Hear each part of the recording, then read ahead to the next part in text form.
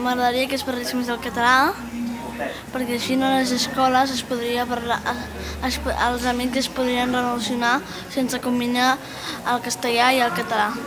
Home, que conservar la llengua catalana és molt important, crec. Que es parli més el català, que no es perdi. Que es parli més en català i que no ens obliguin a fer tantes coses en castellà. Si els catalans no parlen sempre que puguin, gairebé sempre, el català, doncs l'institut i els gramàtics no podran salvar la llengua.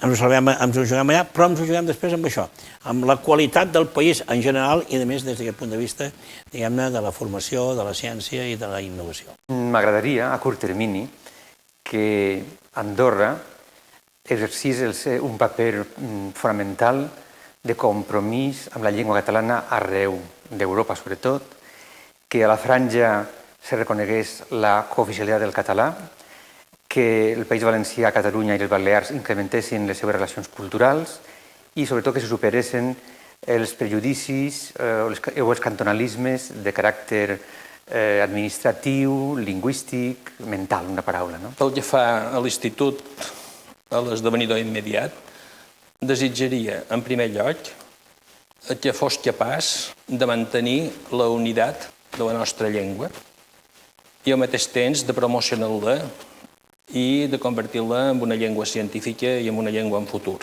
Si jo fos presidenta de l'Institut d'Estudis Catalans, faria una cosa que és bàsica, i és tenir en l'equip de l'Institut d'Estudis Catalans les persones que treballen amb la llengua, que són els escriptors, com passa amb l'Acadèmia de la Llengua Espanyola i amb els francesos i amb els anglesos, que hi ha escriptors que també decideixen les qüestions lingüístiques.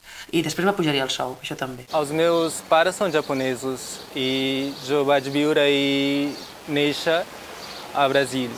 Llavors que dins de casa meva només parlàvem japonès i els meus pares sempre feien l'esforç perquè mantinguéssim la llengua aquesta dins de casa nostra.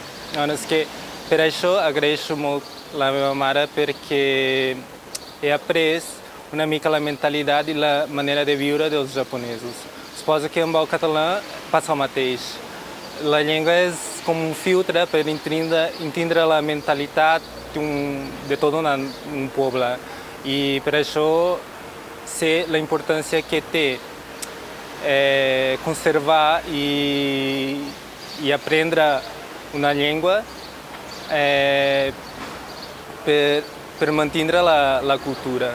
Penso que el que m'agradaria és el futur, que la llengua catalana es pugui expandre una mica més enllà de les seves fronteres de forma suau, flexible i diluint una mica el que són aquests límits lingüístics. En certa forma, la part francesa es pugui parlar francès, català, castellà fins i tot, i donar aquest moviment més suau, diluït a les llengües, que al mateix temps pogués desdibuixar una mica aquestes línies que limiten unes cultures que de vegades són massa tancades en aquest sentit. Doncs voldria que la cultura catalana fos rica i plena i que competís esportivament i no obligatòriament, com ara, amb altres cultures veïnes, com són el castellà o l'anglès, etc., per fer-se cada vegada més forta i que reaccionés immediatament davant d'aquestes invasions que hi ha, per exemple,